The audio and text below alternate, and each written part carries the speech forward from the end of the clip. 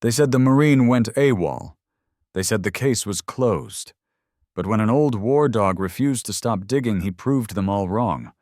What Scout found in that frozen forest would uncover a conspiracy and a daughter's courage that changed everything. Watch till the end for the moment that brought justice home. Like, subscribe, and tell me which part of the story hit you hardest.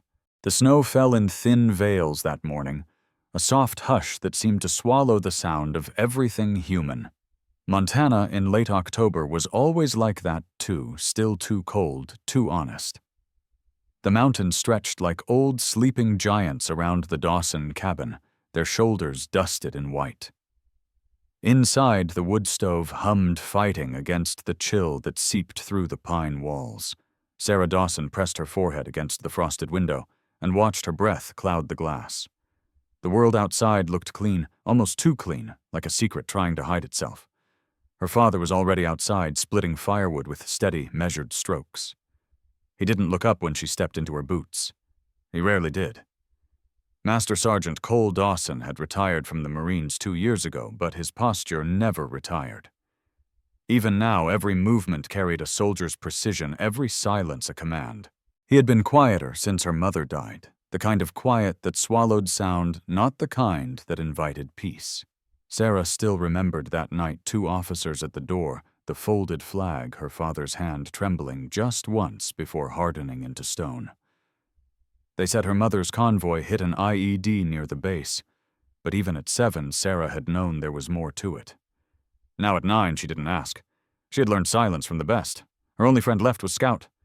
The old German shepherd lay by the door, a patch of gray fur along his muzzle, and scars that told stories no one dared ask about. His amber eyes tracked her every move. When she reached for her coat, he stood. No words were needed. "Just the ridge," she murmured.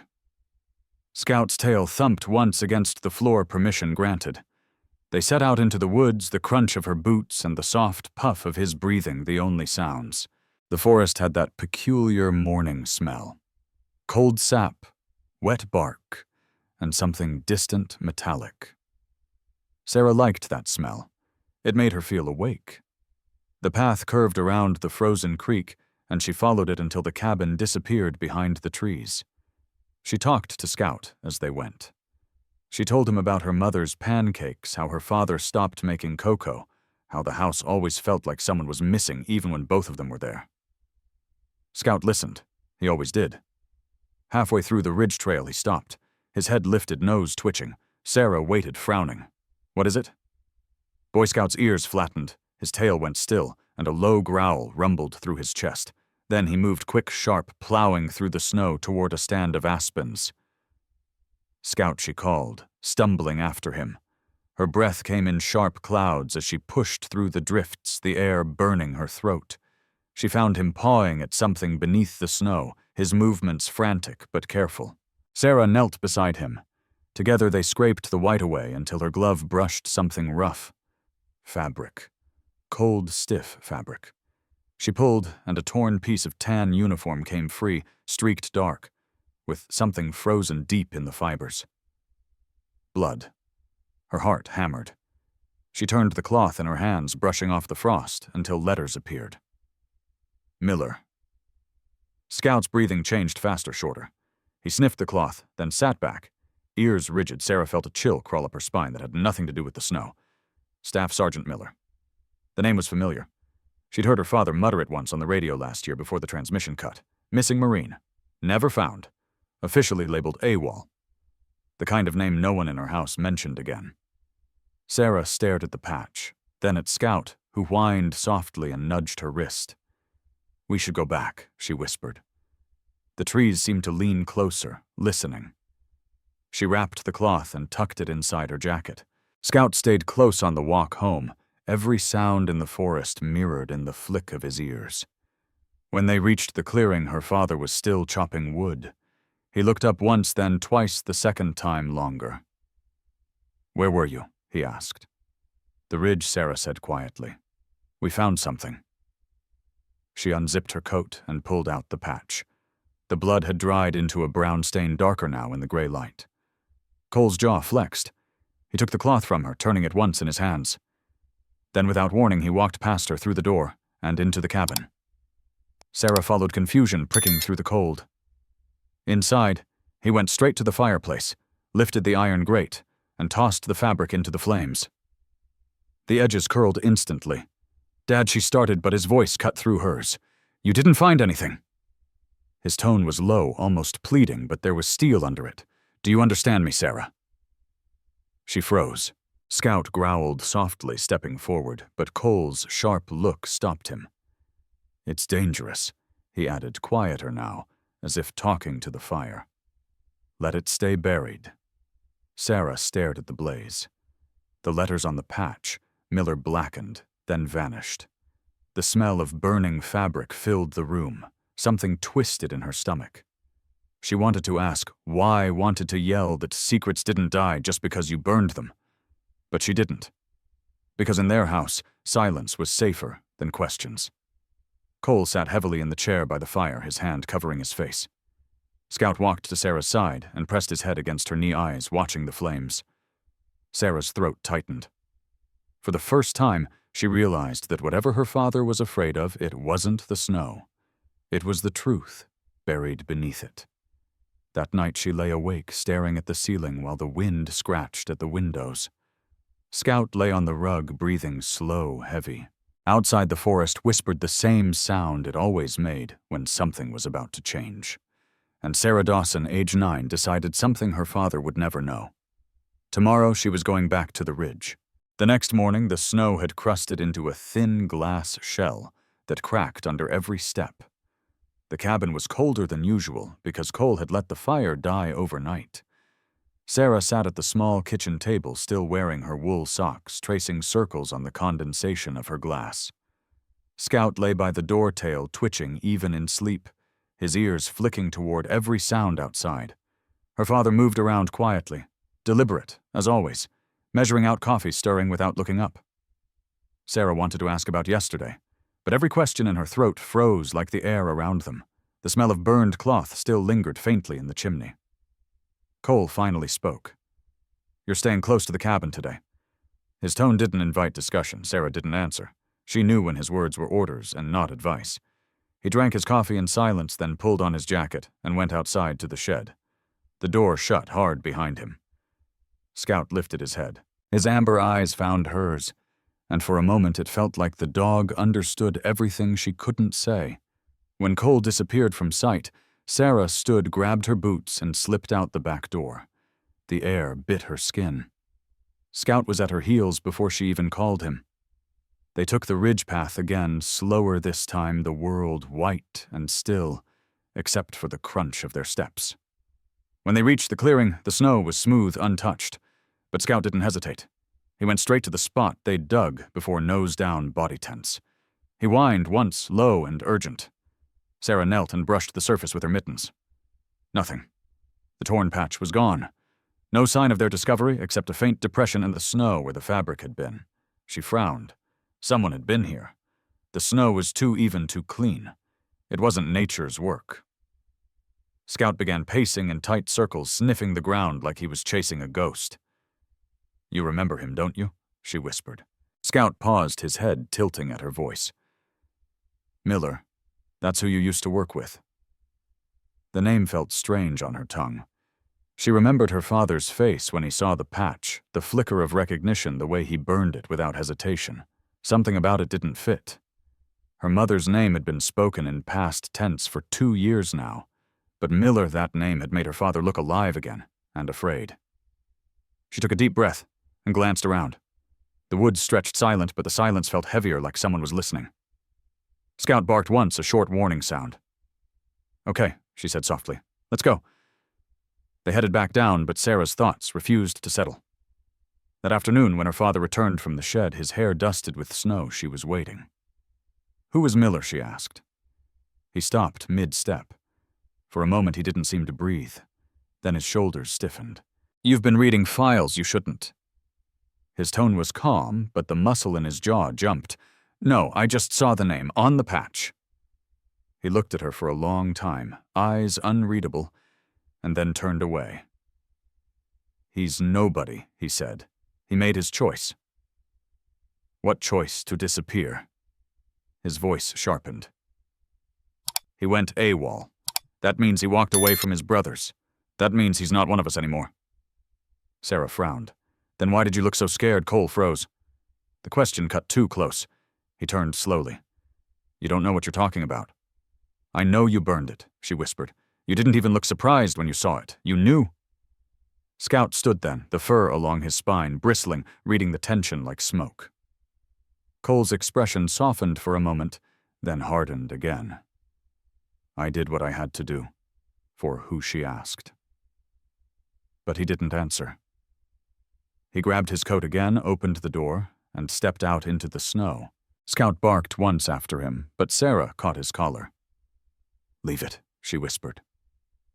Her father's footsteps faded down the path until even Scout stopped listening. That night Sarah sat by the window drawing small shapes in the frost. The lamp flickered low. Her father hadn't returned yet. She could see the faint line of his flashlight bobbing far off in the woods. He was out there searching for something, or maybe trying to make sure something stayed lost. When he finally came back, he looked exhausted, snow clinging to his boots and collar. He smelled of cold metal and wood smoke. He dropped a folded tarp near the door. Don't go back up there, he said. Promise me. Sarah didn't answer. He didn't wait for one. He just went to the table, poured whiskey into his coffee, and sat in silence, staring at the fire. Scout shifted restless. The flicker of flames reflected in his eyes made him look younger, almost like the soldier he used to be. Sarah studied her father's face. The scars, the gray around his temples, the way his hands trembled when he thought she wasn't watching. She wondered what it meant to be AWOL. She wondered if disappearing could sometimes be an order. Before bed, she crept into the kitchen, searching for anything a name, a clue, something he hadn't burned. In the top drawer beneath a mess of old marine patches and medals, she found a photo. 3 men in uniform standing by a Humvee in the desert. One of them was her father. The second was a man she didn't know. The third had Miller stitched over his chest pocket. Her breath caught. Behind them in the photo was a younger Scout leaner, his fur dark and shining. She turned the photo over. On the back, scrawled in pencil, were 4 words: "We buried more than men." Her fingers tightened around the picture. Scout pressed his nose against her arm, whining softly. You remember him? She whispered again. Scout's ears tilted forward, his gaze fixed on the window. The forest outside was dark, the snow reflecting faint moonlight. Something moved out there. Maybe wind, maybe not. Scout growled low and steady, and Sarah's pulse spiked. She clutched the photo to her chest. Somewhere in the woods, a branch snapped. Scout bolted upright, muscles coiled. Sarah held her breath. Then another sound, a car engine in the distance muffled by the snow. Her father rose from his chair, grabbed the rifle leaning against the wall, and without a word went to the door. The air that rushed in was sharp and cruel. Scout's tail went rigid. Sarah stayed still, her small hands gripping the edge of the table. In the fireplace, the wood hissed, and the flames bent as if something unseen had entered the room. The cold was sharper the next morning, biting at the skin and turning the air thin and brittle. Sarah could hear her father outside chopping wood, each strike echoing like a heartbeat through the frost.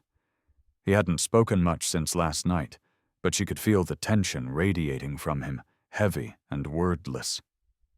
She sat on her bed staring at the photo she'd found her father Miller and the third man whose face was half in shadow. The message on the back replayed in her mind. We buried more than men. She didn't know what it meant, but the words had the weight of something that was never supposed to be read. Scout lay near the door, his head resting on his paws, eyes alert even in stillness. When she whispered his name, his ears perked immediately. We're going back, she said quietly. Scout stood without hesitation.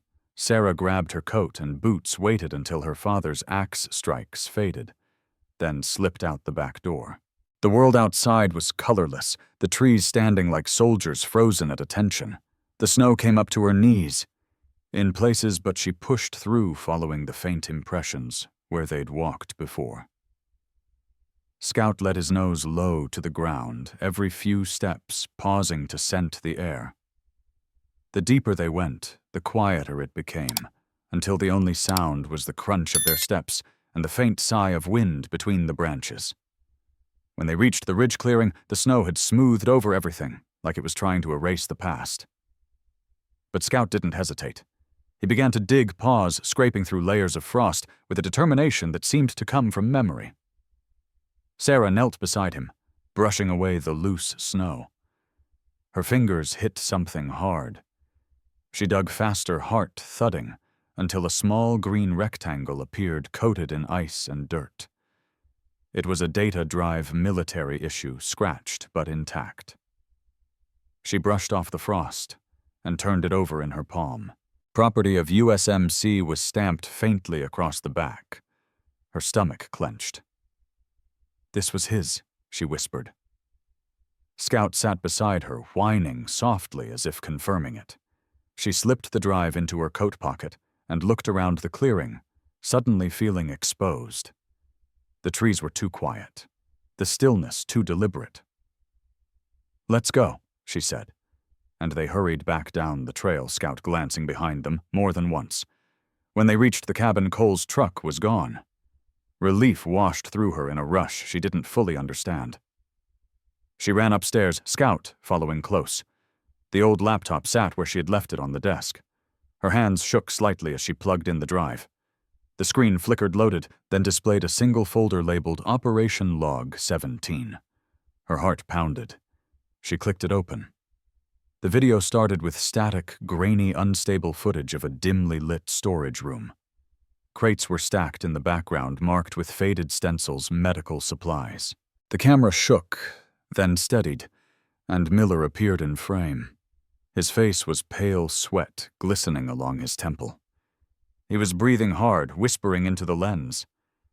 "This isn't what they said it was," he muttered. "They're moving something tonight, something off the books. If anyone sees this, He stopped, looking off screen. Another voice, calm and deep, entered the frame. "Turn it off, Staff Sergeant." Miller stepped back, his hand trembling. "Sir, I can't. This isn't right." The camera tilted as someone grabbed it. A figure came into view, only partially lit, a high-ranking Marine officer, his insignia faint but visible. "You'll forget what you saw," the man said coldly. "You'll forget this place, this shipment, and me. Or I'll make sure your family remembers it for you." Before Miller could respond, the video cut to black. Sarah froze. The clip had lasted barely 6 seconds. Then a red message flashed across the screen. "Access restricted. Classified file. Internal lock active." She tried to reopen it, but every command failed. The cursor blinked stubbornly at the center of the screen, almost taunting her. "Who are you?" she whispered to the officer's shadow in her mind. Scout let out a low whine, pacing in tight circles. The laptop screen flickered again. Then another message appeared briefly, before vanishing, "Remote connection detected." Sarah's pulse spiked. Someone else was watching, someone who knew that the file had been opened. She yanked the drive out the laptop, giving a soft electronic hiss. The silence that followed was heavy and alive. Scout barked once, sharp and nervous. "It's okay," she whispered, though her voice trembled. She could hear the distant hum of an engine, faint, but growing closer. Her father's truck. Panic clawed at her chest. She grabbed the loose floorboard beneath her bed, pried it open, and slid the drive underneath before pressing the plank back into place. When Cole stepped inside moments later, she was already downstairs, trying to look calm. "Where's Scout?" he asked, scanning the room. "Here," she said, forcing a smile. Scout padded toward him, tail wagging slightly, though his gaze never left the front door. Cole's eyes swept over her, then to the window, then back again. "You didn't leave the house today?" "No," she said quickly. He studied her for a long moment, then nodded once. "If you ever find something, anything from that ridge, you bring it straight to me. No more secrets." She nodded again, but her throat felt tight. No more secrets. The irony burned. He turned away, muttering something under his breath about the snow getting heavier. Sarah stood still until he went to his room. When the door closed, she exhaled shakily and leaned against the wall. Scout came to her side, pressing his warm body against her legs. He knows something, she whispered. And whoever was in that video, they know I saw it. Outside, the wind howled through the trees, scattering flakes against the windows like tapping fingers. Somewhere far off, a faint rumble echoed a vehicle engine that didn't belong to her father's truck. Scout's ears went up instantly, his muscles tightening. Sarah crossed to the window and peered through the frosted glass. Headlights flickered briefly in the distance, then vanished into the trees. She swallowed hard. Someone else was out there, and they were getting closer. Sarah couldn't sleep. Her father's confession from the night before had left her mind restless, chasing fragments of meaning that didn't fit. The name Kane echoed in her head like a half-remembered warning. When dawn came, she was already dressed, packing her backpack quietly, while Cole still slept in the next room. Scout lifted his head from the rug, ears perked, watching her tie her boots. "We're going for a drive," she whispered. He thumped his tail once, silently agreeing. The old truck grumbled to life in the cold. The road down from Aspen Ridge was empty, except for the wind carving trails through the snow. 2 hours later, the city appeared, Helena gray and awake. Sarah parked in front of a townhouse, wrapped in ivy, the one she'd seen years ago in old photos. She hesitated at the door, then knocked. Aunt Rachel answered after a long moment, wearing reading glasses and an oversized sweater. "Sarah." Her voice softened. "Oh, honey, it's been so long." "I need to talk to you," Sarah said, her breath white in the air. "It's about Mom." They sat in the kitchen, sunlight spilling through the blinds onto stacks of files and coffee mugs. Scout settled near the heater, stretching with a soft grunt. Rachel poured 2 cups of coffee, her hands steady. "You look just like her," she said quietly. "What's this about?" Sarah took out the drive.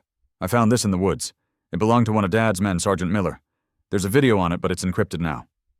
Rachel raised a brow. "You played it?" Sarah nodded. "There was a man in it, an officer. He threatened Miller. Aunt Rachel, I think it's connected to Mom." Rachel's face changed instantly. She pulled the laptop closer, connected the drive, and within minutes managed to access a single still frame. When the officer's face appeared on screen, the color drained from her cheeks. "Oh my God," she breathed. "That's Colonel Marcus Kane." "Who is he?" Sarah asked. Rachel's tone dropped. "Kane runs the U.S. Humanitarian Logistics Program for the Middle East. Billions in funding military shipments, overseas contractors. Your mother mentioned his name once years ago, said his signature appeared on too many false shipping reports." Sarah's heart pounded. "You think he's involved? I think your mom found something she wasn't supposed to," Rachel replied. "And if Kane's in that video, this isn't about corruption, it's about a cover-up." She reached across the table, gripping Sarah's hand. "Does your father know you came here?" Sarah shook her head. "He'd try to stop me." Rachel sighed. He always tried to protect people by keeping them in the dark. Sarah looked at the photo of her mother hanging by the fridge, smiling alive. "She wouldn't want me to stay quiet, no," Rachel said softly. "But she'd want you to be careful. Kane isn't just powerful, he's protected." The words stayed with Sarah during the drive home. The sky had turned pale, the first hint of snow drifting down. Scout rested his muzzle on her knee, sensing her unease. When she reached the cabin, Cole's truck was parked outside. She stepped in. The fire was burning low, the air thick with the scent of pine and whiskey. Cole looked up from his chair, relief flashing before frustration took over. "Where the hell were you with Aunt Rachel?" Sarah said simply. "She knows who was in that video." Cole froze. "You shouldn't have shown it to anyone." "Why?" "Because she recognized him. Because it's Kane." His eyes flickered. "Rachel should have kept her distance from this a long time ago." "So it's true then," Sarah pressed. "Mom was investigating him." Cole's shoulders tensed. "Sarah, just tell me the truth." Her voice cracked. He stared at her, the fight draining from him. He looked suddenly older, smaller. "Your mother." He began slowly, was assigned to audit aid shipments 2 years before she died. She found anomalies, manifests that didn't add up, cargo that vanished off record. She told me she thought someone was funneling money through fake humanitarian routes. Kane's name came up more than once. His voice broke slightly. She was supposed to deliver her findings to Internal Affairs. That night she left early to meet someone from the Pentagon. She never came home. The silence that followed pressed down like weight. Sarah's lips trembled. The crash. He nodded. They called it an accident. Black ice. But I drove that road the next morning. It was dry. His eyes glistened, reflecting the firelight. I tried to prove it, but her files disappeared. The report, her emails, everything. I asked questions, and they reassigned me to a remote outpost. They wanted me quiet. You let them, Sarah said, voice shaking. You let them bury her. Cole's jaw tightened. What was I supposed to do? They threatened you, Sarah. You were 9. His voice broke completely now. I thought if I stayed away, if I kept you out of sight, they'd forget about us. Tears filled her eyes. She wanted to hate him, but she couldn't. The pain in his voice was too raw. He looked up at her, his composure gone. She was the bravest person I ever knew, he whispered. She died trying to make things right. Scout moved closer, pressing his head against Cole's leg. The man reached down absently, fingers sinking into the dog's fur. I see her in you, he said. That same fire, the same danger. Sarah swallowed hard. Then help me finish what she started. He didn't answer at first, just stared into the flames. The clock ticked softly behind them, marking seconds that felt heavier than time itself. Finally, he whispered, You don't know what you're asking. Outside, the wind rose, rattling the windows. Scout's ears flicked toward the door, his body tense. The world felt smaller, as if someone out there was listening. The storm had passed 2 nights ago, but the world still felt bruised from it. Snow clung heavy on the trees, and the air shimmered faintly in the morning light. Sarah woke to find her father gone again, his truck missing from the drive, leaving only deep tire ruts frozen in place. Scout was pacing by the door, restless. She rubbed the sleep from her eyes and felt the echo of their conversation still lingering in her chest. Kane. Her mother, the erased reports, it all tangled in her mind like a web that wouldn't let her go. She needed to know more, and she couldn't wait for her father to give her permission. There was a man who might know something. Harold Briggs, a retired Marine who lived down the ridge about a mile from their cabin. He'd served decades before her father, but everyone in the area knew he remembered everything about everyone. She'd met him once when she was younger, a gruff old man with a limp and a voice that carried like gravel. She found him outside his cabin chopping wood with slow, steady swings. Smoke curled from his chimney, and a radio played faint country music in the background. "Morning, Mr. Briggs," she called, approaching cautiously. He looked up, squinting, the lines on his face deepened by the cold. "Well, if it ain't Cole's girl," he said, resting the axe. "Ain't seen you in years. You look just like your mother." She hesitated, then nodded. "I need to ask you something about Miller." The name made him pause mid-motion. "Miller," he repeated slowly, like testing how the word felt after all that time. "Haven't heard that one in a long while." He set the axe down and gestured toward a stump. "Sit." Sarah did her hands tightening in her lap. "Do you remember him?" Briggs rubbed his chin. "Sure do. Young fella, tough as nails, quiet type. Served with your old man in Afghanistan, if I recall right. Then one day, poof, they said he went AWOL. Never made sense to me." His eyes narrowed. "Funny thing, though. Night before that story broke, I heard your dog. Scout, yeah? He was out there howling like the world was ending. Long, mournful sound. Storm was raging that night, snow thick as cyan. I thought maybe someone was hurt, but by the time I grabbed my lantern, the noise stopped. Then next morning news said Miller deserted his post." He shook his head. "Ain't right. I've seen men run, but that one he wasn't built to quit." Sarah felt her pulse quicken. "You're sure it was that night?" "Dead sure." He leaned back, looking at her with something that felt like pity. "Your daddy won't like you digging into this. Some things out here were meant to stay buried." Maybe she said softly, but some of them didn't deserve to be. When she stood to leave, Briggs called after her. "You listen to that dog you hear. He remembers things people don't." She nodded once, then turned back toward the trail.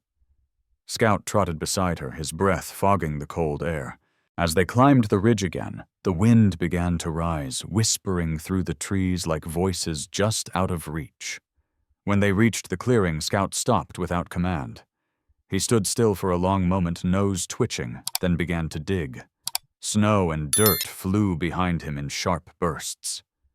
"What is it, boy?" she whispered. The ground here was harder packed by frost, but Scout was relentless. His claws hit something with a hollow thunk. He barked once and backed away. Sarah knelt, brushing the snow aside. A strip of camo fabric emerged, torn, stained, frozen, stiff. Her breath caught.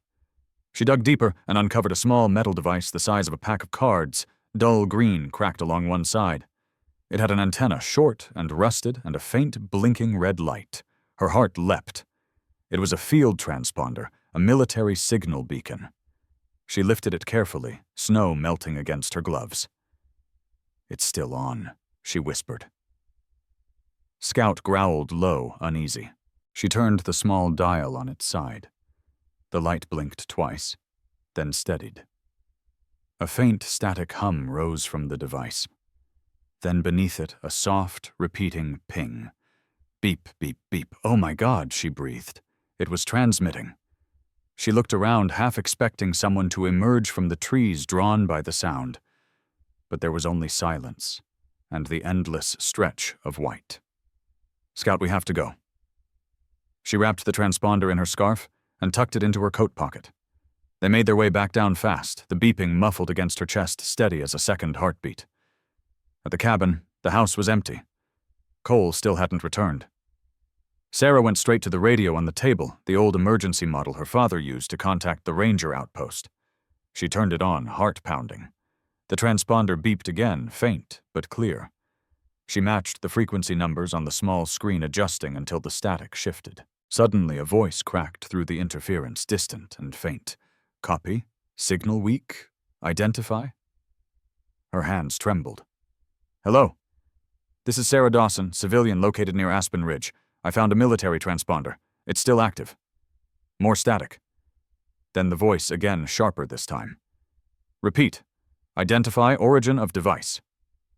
She hesitated, then read the numbers engraved on the side. Silence followed. Then the voice returned, now tight, urgent. "Ma'am, that unit belongs to Staff Sergeant Jacob Miller. Where did you find it?" Sarah froze. "He's supposed to be ma'am." The voice cut and stepped away from the transmitter. "Do not attempt further contact. That beacon is not authorized for civilian use." The line went dead. Sarah stared at the radio, her pulse racing. Scout growled low and steady, his eyes fixed on the window. Outside, the wind had picked up again, carrying something more than snow, an unease that seemed to hum through the trees. She turned off the radio, clutching the transponder in both hands. "They know," she whispered. "Someone knows." Scout stood suddenly, tail stiff, ears pointed toward the woods. From somewhere deep in the forest came a sound, not the wind this time, but a mechanical hum, low and rhythmic, like engines moving under snow. Sarah's breath hitched. She reached for her coat, still holding the transponder close. "They're coming, boy," she said, her voice barely a whisper. Scout's growl deepened, and he moved to the door, muscles tight. The beeping from her pocket pulsed faster, louder, like a warning counting down. By morning, the ridge looked different. The soft white expanse that Sarah and Scout had crossed the day before was now scarred by machinery. From the window, Sarah saw flashing hazard lights moving through the fog like fireflies caught in glass. Men in hazmat suits trampled through the snow, erecting fences, and signs that read, "Federal Restricted Zone Hazardous Material Relocation." She pressed her face against the glass, heart pounding. "Dad," she whispered. "What's going on out there?" Cole stood behind her, jaw clenched. "Stay away from that area, Sarah. That's where we found the beacon." "Exactly," he said, his tone hardening. "Whatever it was, it's government business now." She turned toward him. "It's a cover-up, isn't it?" He didn't answer. His eyes lingered on the men moving through the trees, his shoulders tense with recognition. "Those aren't EPA teams," he muttered. "Those are Marines." Sarah felt the room tilt slightly. "Why would the Marines clean a civilian site?" He didn't answer. Scout growled softly at the noise outside, his fur bristling. Sarah watched one of the trucks pull up near the clearing, A man climbed out, his posture too sharp, too disciplined. Through the haze, she recognized the insignia on his coat, a silver eagle. "Dad," she whispered, "that's Kane." Cole moved to the window, and for a second every line in his face hardened. "Get away from there," he said quickly. He pulled the curtain closed and grabbed his coat. "I'm going to talk to them. You can't just stay inside." The door slammed behind him. Scout paced restlessly, nose pressed to the door, whining low. Sarah's hands trembled as she watched from the side window. Her father reached the barricade, talking to a man in uniform. The exchange was short and tense. The soldier pointed toward the cabin, then toward the forest. Cole's shoulders squared, and he said something sharp enough that the man stepped back. But then another soldier approached, taller, calmer, and the conversation ended abruptly. Cole returned minutes later, his eyes dark and distant. "Pack your things," he said. "We're leaving." Sarah's breath caught. "Leaving, why?" "Because they're not moving radioactive material, and I'm not going to wait until they decide we've seen too much." He grabbed a duffel bag from the closet, shoving essentials inside. "Where will we go, Rachel's?" he said flatly. "For now." Sarah hesitated. "What about Scout?" He paused just long enough to meet her eyes. "He goes where you go." They left before noon, snow falling again in slow, heavy flakes.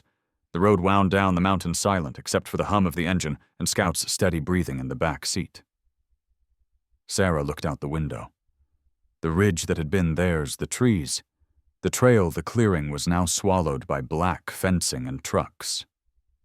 Men moved like ants, efficient and faceless. Within 24 hours, there would be no trace left of what she and Scout had found. By the time they reached Helena, the storm had turned to sleet. Rachel opened the door before they even knocked. "What happened?" she asked, her face pale. Cole stepped past her, dripping snow onto the rug. "They're cleaning house," he said. "Federal units claiming it's a hazardous waste relocation. But it's not," Sarah added. "They're erasing evidence." Rachel's eyes widened. "How fast?" "Less than a day," Cole said. "It'll be like it never happened." Rachel rubbed her temples. "Jesus Christ!" She poured coffee for all of them, her hands shaking just enough to spill a few drops. "You think Kane ordered it?" "He's out there himself," Sarah said quietly. Rachel froze. "You saw him from the window." Cole nodded grimly. "He's not hiding anymore." For a while, no one spoke.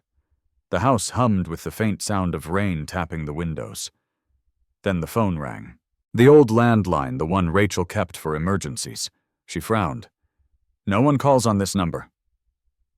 Cole and Sarah both turned. Rachel answered. Hello, silence.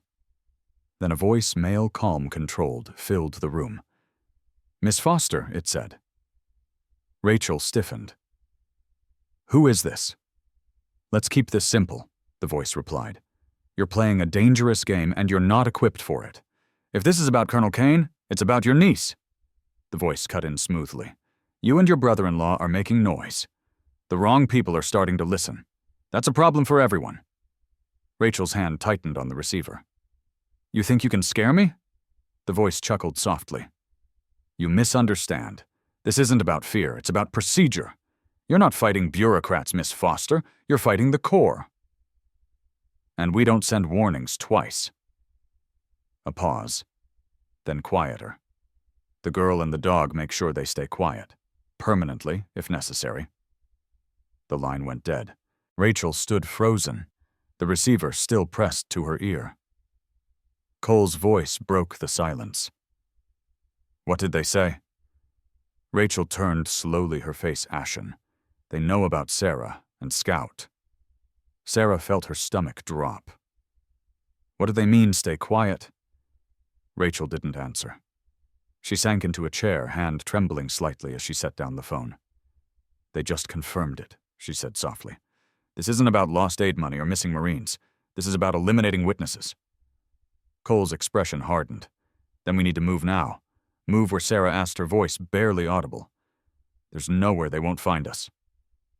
Cole looked out the window, scanning the street like he expected headlights any second. "Then we stop running," he said. "We find something they can't bury." Scout stood near the door, tail stiff, body tense. He growled softly, staring out into the night. Sarah followed his gaze. Across the street, a black SUV sat idling its lights off, exhaust curling into the cold air. Her breath caught. "Dad," she whispered. "They're already here." The SUV was gone by dawn, but Cole didn't believe for a second that meant they were safe. He stood by the window, his hand resting on the pistol holstered beneath his jacket, eyes scanning the empty street. "They'll be back," he muttered. Rachel was still pale from the night before, her voice raw. "You can't fight them head on, Cole. They'll erase you just like they erased her." He turned to her slowly. "That's the thing about ghosts," he said. "They come back when someone leaves the door open." Sarah stood in the doorway, backpack slung over her shoulder, Scout pressed against her leg. "If they're coming for us, then we need to find whatever Mom was chasing first." Cole's eyes met hers, and something in them softened just slightly. "You have her stubbornness," he said quietly, "and her danger." He grabbed his coat. "Stay with your aunt. I'll draw them off." "No," Sarah said quickly, stepping closer. "You can't do this alone." But he was already opening the door. Scout followed without command, his tail low but determined. Cole didn't stop him. "Fine," he murmured. "We go together." The drive north was long and silent. The highway stretched out under a gray sky that looked ready to break. After hours of back roads and snow-packed trails, the truck rolled to a stop in front of a weather-beaten sign half buried under ice. "Your Sims K-9, Training Division Montana Unit decommissioned." The place had been abandoned for over a decade, a relic from another era. Fences sagged, towers leaned, and the once busy kennels stood dark and hollow. Cole stepped out, scanning the perimeter. "This is where Valor was trained," he said quietly, using the name of his first service dog. His breath clouded in the air. "And where Miller and I spent 6 months before deployment." Scout padded ahead, sniffing the ground with focused intent. The air here smelled old of dust oil and long-forgotten commands. "Why here?" Sarah asked, stepping out behind him. "Because this was the last place Miller would have gone if he was trying to send a message," Cole replied. They searched the barracks first, peeling walls, overturned cots, shattered windows. Nothing. Then Scout stopped at the corner of the old radio tower. His nose pressed to the ground, tail rigid. He barked once, sharp and low. Cole hurried over, crouching beside him. Half buried in the frozen dirt was a small rectangular box, olive green, with a cracked antenna and faded marine insignia. Cole's breath caught. "Internal signal beacon," he said. "These were issued only for isolated ops, not supposed to exist outside active zones." He brushed the frost from the serial number. This one belonged to Miller. Sarah stared at the device. "But that means he didn't go AWOL." Cole finished. He was left behind. The beacon blinked faintly, one weak pulse every few seconds. Cole adjusted the dial, tuning the frequency. The static crackled for a moment, then resolved into a rhythmic, ping, faint, steady directional. He turned towards the hills beyond the training field. "It's coming from there." They trekked for nearly an hour through snow and broken pine, following the sound that grew stronger with each step. The wind cut sharp, carrying the smell of rust and wet stone. Finally, they reached a ridge where the forest opened into a clearing. Beneath it, half buried under roots and thyme, was a metal hatch. "Military issue," Cole murmured. He knelt, brushing the snow aside. The edges were welded with old seams, but the hinge gave way when he pulled. A stale gust of air rolled up from the darkness below, thick with the scent of chemicals and decay. Scout growled softly, fur standing along his spine. "Stay behind me," Cole said, switching on his flashlight. The narrow stairwell led down into what looked like an underground bunker, steel walls, concrete floor, a faint hum of old generators still struggling somewhere deep within. The corridors branched like veins lined with empty supply lockers and peeling maps. Sarah's voice echoed softly. "Dad? What is this place? Off-grid storage?" "Possibly for debriefing or black site containment," he said. "It wasn't on any of the maps I saw during service. The deeper they went, the stronger the chemical smell became." Scout stopped at a metal door at the end of the hall, barking once, sharp and insistent. Cole stepped forward, his stomach tightening. He pushed it open slowly, the hinges groaning. The flashlight beam swept across the room, cots, IV poles, and restraints bolted to metal frames. In the far corner, a man sat slumped against the wall, his head bowed, hair long and matted. His wrists were bound loosely to the frame, his uniform faded name tag torn, but the stitched letters still showed faintly, Miller. "Oh my God," Sarah whispered. Cole froze. "Jacob." The man stirred at the sound, slow and uncertain. His eyes opened halfway glazed and hollow. His lips moved, voice hoarse. Sir Cole's chest tightened. He dropped to one knee. "It's me, Ethan Cole Dawson. You're safe now, son. We're taking you out of here." Miller flinched at the touch, blinking rapidly, confusion flickering across his face. "They said you left," he rasped. "They said the unit, gone." His words slurred uneven. "Who said that?" Cole demanded. Miller's gaze drifted unfocused. "Orders. Kane." The name hung in the air like a blade. Cole's jaw clenched. "What did he do to you?" "Tests," Miller whispered. "Drugs. They said it would help me forget. But I remember. Snow, storm, they buried me alive." His breath hitched, his body trembling. Sarah's hand flew to her mouth. "Dad, he's been here this whole time." Cole checked the IV lines, still hanging from the poles, saline sedatives, something stronger mixed in.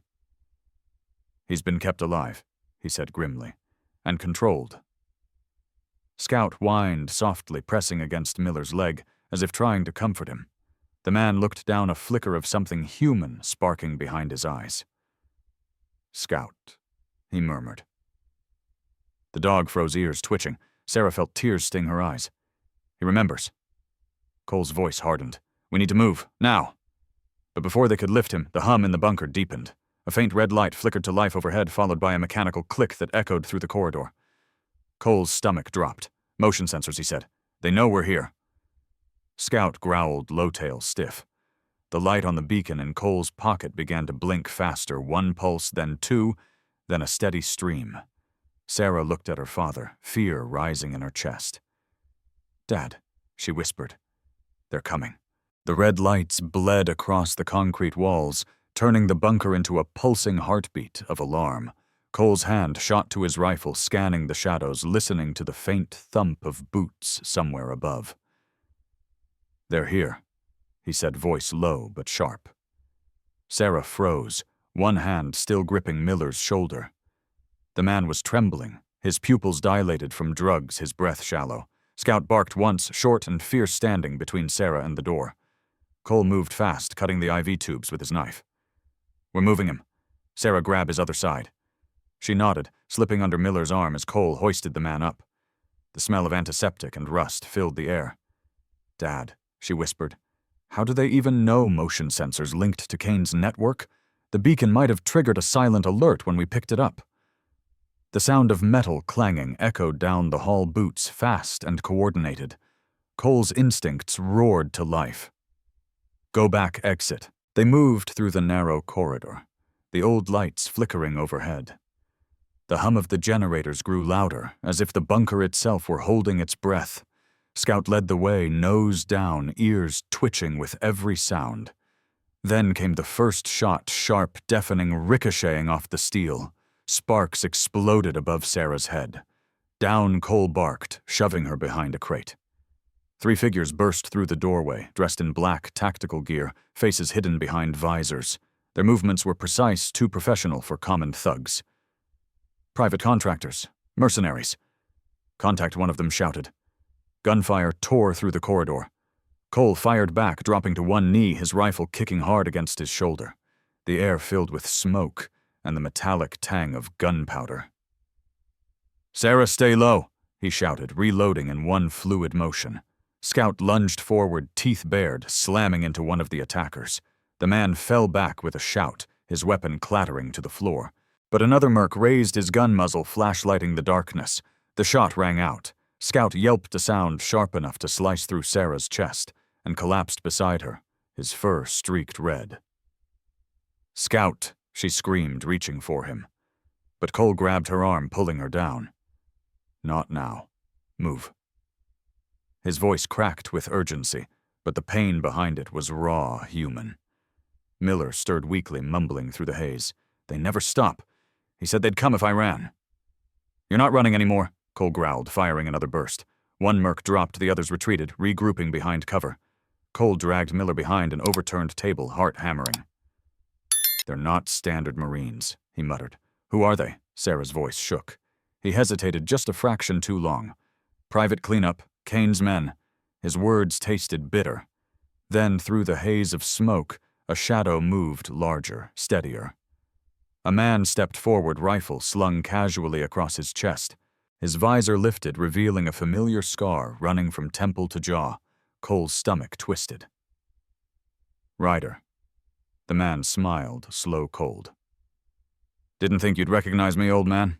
You served under me in Basra, Cole," said disbelief and fury warring in his voice. "You were a Marine." Ryder's smirk deepened. "Was. Until I realized patriotism doesn't pay the bills." He nodded toward Miller. "Orders are simple, Cole. Collect the ghost, erase the witnesses, and report to Kane by dawn." Cole's grip tightened on his rifle. "You're not walking out with him." Ryder shrugged. "Maybe, but you won't be walking out at all." He raised his weapon. The next few seconds shattered into chaos. Cole fired first, aiming low to drive him back. Ryder dove behind a steel column, returning fire. Sparks sprayed across the walls. Sarah crawled toward Scout, dragging him out of the line of fire. "It's okay, boy," she whispered, pressing her hand against his side. The wound was deep, but not fatal. She felt the faint rise of his chest beneath her palm. "Stay with me." Scout's eyes met hers, unfocused but alive. Cole shouted over the gunfire. "Sarah, get to the exit tunnel. Not without him, that's an order." His voice cracked on the last word, breaking through layers of command and fear. Sarah hesitated, tears blurring her vision. Then she grabbed Scout's collar, whispering, "Come on, we're not done yet." Ryder's voice echoed through the corridor, mocking. "You think you can save them, Cole? You couldn't even save your wife." Cole froze. "What did you say?" Ryder stepped out from the shadows, gun lowered, grin cruel.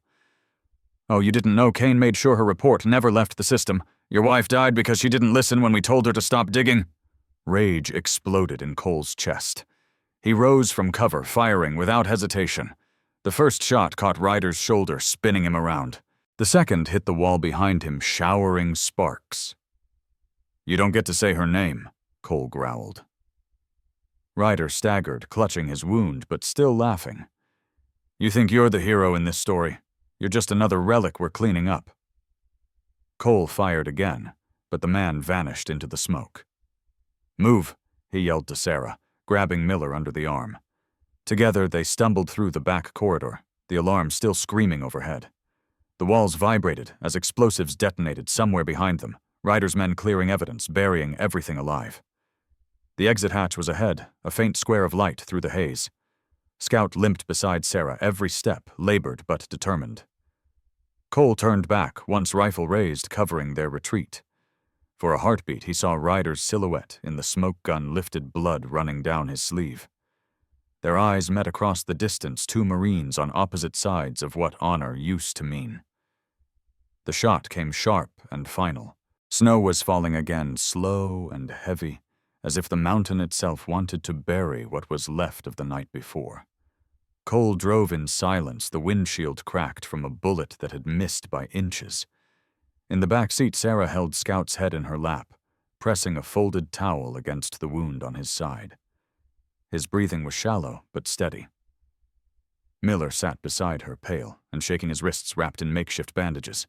He stared out the window as if still trapped inside that bunker. "They'll come after us," he said finally, his voice raw. Cole didn't look at him. "They already have." Sarah met Miller's eyes in the rearview mirror. "Why were they keeping you alive?" He hesitated, his fingers trembling slightly. "They needed me to forget," he said, "but not everything. Some things they couldn't erase." He closed his eyes for a moment, swallowing hard. "The data. The file on that memory card you found, it's not just numbers or logistics. It's proof. Every transaction Kane's team buried, every operation disguised as aid. Your mother had it first." Sarah's grip on Scout tightened. "You knew my mother?" "Everyone in intelligence knew her," Miller said quietly. Captain Elena Dawson. She was the kind of Marine who didn't play politics. That made her dangerous. His eyes flicked toward Cole. She trusted me. Before her last mission, she gave me a duplicate drive, told me if anything happened to her, it had to be verified through a secondary lock. A secondary lock. Cole asked, his tone wary. Miller nodded. Biometric encryption. She used the retina scanner from the old base infirmary. It was the only system secure enough. The data on that card can't open without matching her retinal data. Sarah's breath hitched. But she's gone, Miller said softly, but maybe not erased. If she scanned her data, the base's archive could still hold the last imprint. Cole exhaled slowly, his hands tightening on the wheel. That station was shut down 5 years ago. Then that's where we go, Sarah said. If Kane wants this buried, that's exactly where the truth still sleeps. Cole hesitated. That place is federal property now. Locked, guarded, and stripped. Not stripped, Miller murmured. Buried. There's a difference. The road wound down through the snow-laced pines, the sky fading from gray to black. They reached the edge of the decommissioned medical outpost by dawn, a squat concrete building half sunk into the frozen ground.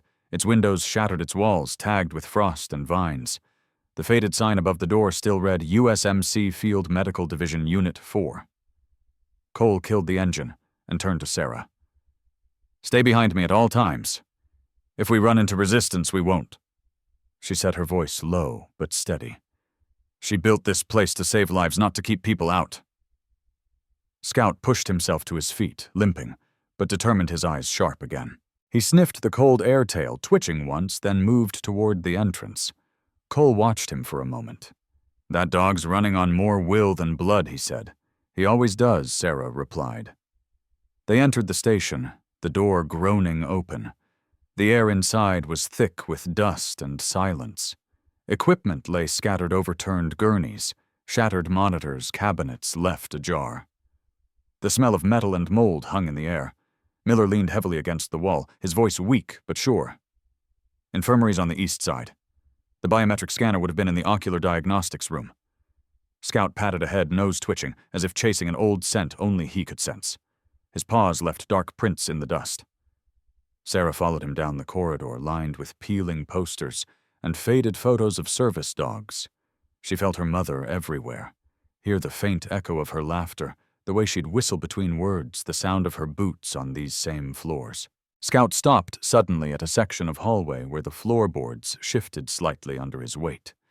He looked back, ears perked and scratched at the 7th plank from the wall. Sarah crouched beside him. What is it, boy? She brushed away the dust and noticed faint scoring around the edges, as if the board had been lifted before. Cole knelt beside her, prying it open with his knife. Beneath the plank was a narrow compartment wrapped in plastic. Inside, a small metal drive rested beside a worn data chip. Her heart pounded as she lifted it out. It's her handwriting, she whispered. On the side of the drive, scrawled in permanent ink, were 2 words, for Cole. His throat worked as he took it from her. She knew he murmured. She knew they'd come for her. Miller took the drive, connecting it to his old encrypted tablet. The screen flickered, demanding biometric verification. We'll need the scan, he said. If it's still here, it'll be stored in the medbay archive. They moved deeper into the facility, guided by Scout's instinct. The medbay was half-collapsed sunlight cutting through holes in the ceiling. A retinal scanner sat on a rusted counter, its lens cracked but functional. Miller wiped it clean, fingers trembling. He inserted the metal drive and powered it up. The machine whirred lights, blinking weakly to life. It's asking for her ID, he said. Sarah moved closer, her hand brushing the console. Try the code she used for her journal, she said. 317. Miller typed it in. The machine beeped twice, then projected a faint holographic prompt across the wall, recognized user cap type. Elena Dawson. Final scan stored. Sarah gasped. It's still here. Cole took a slow breath, his eyes glistening. Do it. Miller initiated the sequence. The scanner's lens glowed blue, spinning as it extracted the archived data. A small holographic frame flickered to life. Elena's face. Calm focused her eyes steady. For a moment she looked as if she were alive again, standing in the room with them. "If you're seeing this," her recorded voice said, "it means I failed to make it out. But it also means you didn't stop looking." Sarah's hand went to her mouth. "Mom," the voice continued steady despite the static. "Inside this drive is every name, every account, every operation Kane covered up under the humanitarian banner. But the real evidence isn't just digital, it's human. He's turning Marines into ghosts, erasing service records, rewriting history. Find the ledger. Bring it to light." The recording ended. The scanner dimmed, leaving only the hum of silence. Cole's hands trembled as he removed the drive. "She risked everything," he whispered. Miller nodded weakly. She knew Kane's reach went beyond paper. He's rewriting the core itself. Scout barked once, sharply turning towards the hallway. The hair on his neck stood straight. Cole froze. "Sarah, get behind me." From somewhere outside, the crunch of boots echoed, slow, deliberate, and getting closer. The moment the door burst open, Cole swung his rifle toward the sound, ready to end it there. But the figure in the doorway wasn't a mercenary. It was Rachel, soaked from the snow, her eyes wide and urgent. "They're gone," she said, gasping for breath. "Federal units, real ones. Kane's men pulled out hours ago. Someone leaked everything." Cole lowered his weapon. Slowly, suspicion flickering across his face. Rachel caught her breath, handing him a small encrypted phone. "You did. Or rather, your wife did. That message we opened, it had a failsafe. When the retinal scan activated, the data automatically transmitted to every secure Department of Defense server tied to her clearance." Miller's head snapped up. "She built a dead man's switch," he whispered. "Smart woman." Sarah stared at the phone, realizing what it meant. "Then the truth's out." "Out and loud," Rachel confirmed. "Kane's been suspended pending investigation. The Pentagon issued an internal audit within the hour. His contractors are under arrest. It's over." Cole leaned against the wall, the weight of years collapsing from his shoulders. "No," he said quietly. "It's not over. But it's justice." Scout barked once, limping toward him, his tail thumping weakly. Cole knelt and scratched behind his ear. "You did good, soldier," he murmured. "You brought us home." Days turned into weeks. The snow melted. The mountains thawed, and for the first time in a long time, Montana felt like it could breathe again. The press called it Operation Ghost Ledger. The hearings began in early spring, sterile rooms filled with men in uniforms and suits, lights bright enough to erase shadows. Sarah sat at the long table, her hands folded in her lap. The chairman, a stern woman with silver hair, looked down the row. "Miss Dawson," she said, "you've been through a great deal. You don't have to testify if you're not ready." Sarah met her gaze steadily. "I am ready, ma'am." Her voice didn't tremble. Behind her, Cole sat in silence, one hand resting on Scout's back, the other clutching his cap. Miller was beside them, still thin, but recovering, his eyes clear for the first time since the bunker. Sarah took a deep breath. "My mother believed the Marine Corps stood for something unbreakable. Honor, duty, truth. She died protecting that belief. I'm here to make sure it means something again." The room was silent. The chairman nodded. "You may proceed." Sarah began to speak, recounting everything: the beacon, the bunker, the files, the men who tried to erase them all. She didn't dramatize. She didn't plead. She simply told the truth, each word sharp and clean as ice. When she spoke of Scout taking the bullet, her voice caught, but she didn't stop. "He didn't hesitate," she said. "Not once. Just like my mom didn't."